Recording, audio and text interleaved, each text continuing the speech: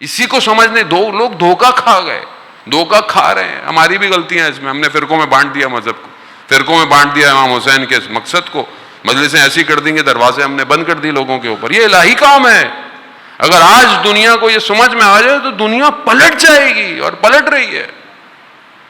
حسین کسی مکتب کا نہیں ہے، امام حسین انسانیت کی بقا ہے.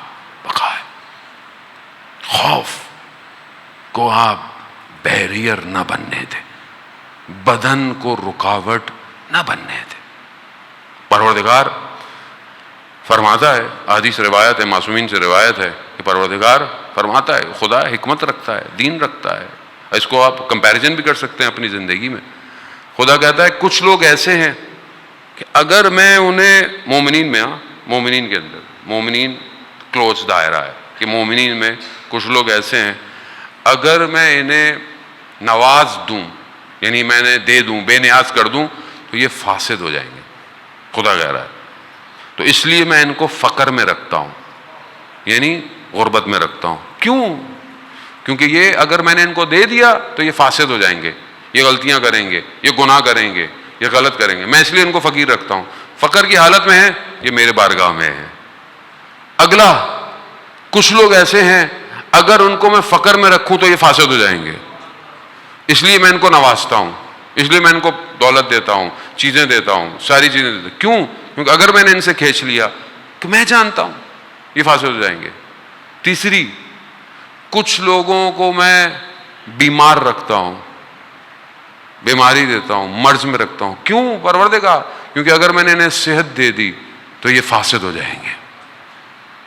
کمپیریزن کریں اپنی زندگی میں. جب انسان مریض ہوتا ہے کتنا خدا کی بارگاہ میں راز و نیاز کرتا ہے، کتنا خدا کی بارگاہ میں تڑپتا ہے، خدا صحت دے دے. کسی کا والدین بیمار ہوں، کسی کا بچہ بیمار ہو، کیسا خدا کی بارگاہ میں ہر وقت ہوتا ہے. اور خدا کہتا ہے کہ کچھ لوگ ایسے ہیں کہ جنہیں اگر میں بیمار کروں تو فاسد ہو جاتے ہیں، اس لیے میں ان کو صحت مند رکھتا ہوں. آخر میں خدا خود کہتا ہے کہ کچھ لوگ ایسے ہیں کہ اپنی عبادتوں پر تکبر کرنے لگ جائیں گے، میں ان کی عبادتوں میں رکاوٹ پیدا کر دیتا ہوں. خدا کہہ رہا ہے، خدا کہہ رہا ہے میں حکیم ہوں، میں دانا ہوں، میں علم رکھتا ہوں. بعض اوقات اپنی زندگی میں سوال کرتے ہیں نا، اے بیچارے بچہ بیمار کیوں پیدا ہو گیا، اس کا کیوں پیدا ہو گیا؟ خدا بہتر، تم بہتر جانتے ہو، خدا جانتا ہے بہتر. تم نے اپنی طرف سے کوشش کی، بیمار کیوں یہ مریضی مجھے آ گئی؟ ٹھیک ہے، میری اپنی غلطیاں اپنی جگہ، I have to take care myself، اپنی صحت کا خیال رکھنا ہے، پریکاشنز کرنی ہے، اپنا سب کچھ کرنا ہے. لیکن خوب نہیں ہو گیا، کیا کر سکتے؟ خوب یہ ہرڈلز نہیں ہیں، ہاں یہ پرابلم ہے، but you have to take these hurdles in opportunities. اگر بیماری میرے پاس آئی ہے تو میں اس کو وسیلہ بناؤں خدا کی طرف جانے کا، وسیلہ بناؤں. میں اپنی زندگی میں بیماری آؤ، موقع مل گیا ہے، شکوہ کروں، شکایت کروں، گریہ کروں، کیا فائدہ؟ خدا تو حکیم ہے، تیرا ذکر شفا ہے، تو سریع الرضا ہے، میں تیری بارگاہ میں آیا ہوں، اگر تو سمجھتا ہے تو مجھے شفا دے، نہیں تو راز و نیاز. آپ اپنی زندگی میں دیکھیں، جب آپ کو کوئی پرابلم آ جاتی ہے، کوئی مشکل میں پھنس جاتے ہیں، بچوں کے ایگزامز ہو رہے ہیں، ہاتھوں میں تسبیحیں آ جاتی ہیں، دعائیں آ جاتی ہیں، نمازیں شروع ہو جاتی ہیں، دعا امتحان ختم ہو گئے. انسان کا تو ایسے ہی قرآن کہہ رہا ہے کہ جب یہ دریا میں پھنستے ہیں، سمندر میں پھنستے ہیں، تو یہ میری طرف رجوع کرتے ہیں، اور جب ان کی کشتیاں کناروں پہ لگ جاتے ہیں یہ مجھے بھول جاتے ہیں، بھول جاتے ہیں. اسی لیے مومن کے لیے حدیث ہے کہ 40 دن میں اگر کوئی پریشانی نہ آئے تو مومن کو پریشان ہونا چاہیے کہ کہیں خدا نے مجھے میرے حال پہ تو نہیں چھوڑ دیا. یہ اپرچونٹی ہے، یہ سفر اللہ ہے، اللہ. خدا بہتر جانتا ہے زن محترم. اسی لیے سید الشہداء نے ہر اس ہرڈل کو اپرچونٹی میں کنورٹ کر دیا. پانی بند ہوا، یہ نہیں کہا کہ خدا پانی کیوں بند کر دیا. وارث جناب اسماعیل تھے، انہوں نے ایڑیاں رگڑی تو زمزم آ گیا. سید الشہداء نہیں کر سکتے، کر سکتے تھے. نہیں، اس پیاس کو میں قیامت تک کی پیاس تک لے کے جاؤں گا.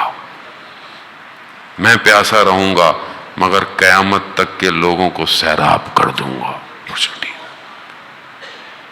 میرا بچہ چھوٹا ہے کوئی بات نہیں، میں قیامت تک کے بچوں کی حفاظت کے لیے اپنے بچوں کو قربان کر دوں گا. اپورچونٹیز تھی. تو ہم اپنی زندگی میں عزیزان محترم اس ٹریول کو آہستہ آہستہ انقطاع کریں. آہستہ آہستہ، ایک ساتھ پاسبل نہیں ہے. ہم تو خیر میں تو ایک ادنا سے طالب علم ہوں، میری زبان میں تو اتنی تاثیر بھی نہیں ہے، مگر آپ روایات اور حدیث سنیں. خود بیان کرتے ہیں کہ جب علماء بڑے بڑے عرفا کے درس میں جاتے تھے تو جب درس میں ہوتے تھے تو ایسا لگتا تھا کہ ان کو ہڈیاں کانپ رہی ہیں، بدن شیک کر رہا ہے. لیکن درس سے باہر نکلتے تھے، ایک دن گزرتا تھا، دوسرا دن گزرتا تھا، نارمل لائف شروع ہو جاتی تھی. یہ تو علماء. اصحاب فرماتے ہیں یا رسول اللہ، جب مسجد میں آپ کے سامنے ہوتے ہیں تو ایسا لگتا ہے کہ ملائکہ ابھی ادھر آئیں گے، لیکن جیسے ہی باہر نکلتے ہیں وہی دنیا آ جاتی ہے. کچھ نیچرل پروسیس ہے. مجلس میں دل نرم ہوتا ہے سید الشہداء کی وجہ سے، ان کے ذکر کی وجہ سے. باہر نکلتے ہیں پھر وہی زندگی، پھر وہی گفتگو، پھر وہی زبان، پھر وہی آنکھیں، پھر وہی کان، پھر وہی غلطیاں. اس کو آہستہ آہستہ پروسیجر کو لمبا کرنا، نور گین کرنا ہے اور نور کی حفاظت کرنی ہے. یہ جو نور حاصل ہوتا ہے ذکر الہی سے، اسے اپنے وجود میں سنبھالنا ہے. اس کے ٹائم کو بڑھاتے چلے جائیں، آہستہ آہستہ خود ہم اس سفر کی طرف نکل جائیں گے جس کے لیے ہمیں خلق کیا گیا ہے.